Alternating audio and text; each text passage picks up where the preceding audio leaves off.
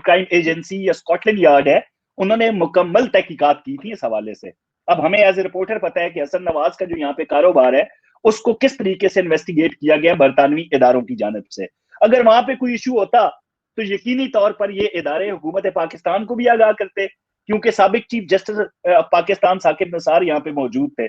मैंने इसी तरह की बातें एक सवाल में उनसे की कि नैब के लोग यहाँ पे आते हैं, काजी आला साहब, तो पाकिस्तान हाई कमीशन लंदन में बैठ के वो मीडिया टॉक्स करते हैं, तो हम जब उनसे सवाल करते हैं ये कि जब भी आप मीडिया टॉक करते हैं आप एक खानदान पर अपनी तवज्जो मरकूज रखते हैं, क्या बाकी अफराद बरतानिया में नहीं जो हुकूमती बेंचों पे बैठे हैं, जिनका ताल्लुक हुकूमती काबीना से है, वुज़रा हैं जो, उनके भी कितने असासाजात हैं यहाँ पे जिनके कागजात हम दिखा चुके बार बार।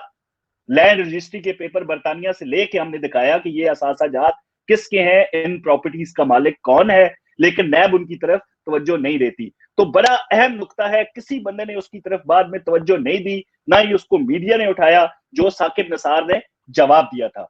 साकिब निसार फरमाते हैं कि जो लोग आप कह रहे हैं हमारे पास मुकम्मल मालूमात है, हुकूमत बरतानिया ने हमसे बड़ी अहम नौयत की मालूमात शेयर की हैं।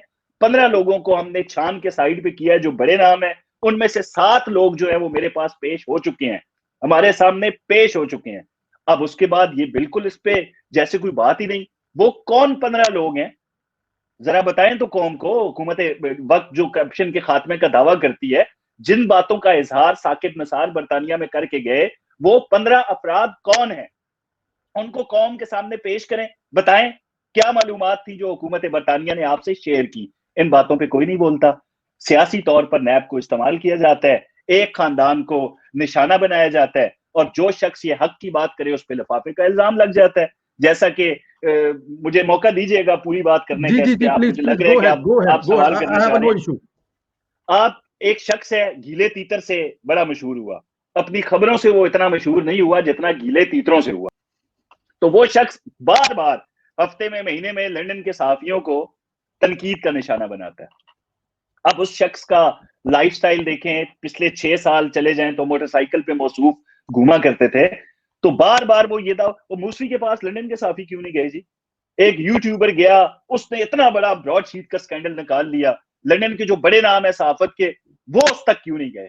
फिर लंदन के सहाफियों ने साबित किया कि जब वो मूसवी तक गए तो मूसवी से ऐसी ऐसी चीजें निकली जो अब आप ना वो बोल सकते हैं, ना मेन स्ट्रीम मीडिया उसको चला सकता है। तो ये होता है कि जो गैर जानबदार सहाफी है, फिर वो जाके हुकूमती तर्जुमानी का काम नहीं करते।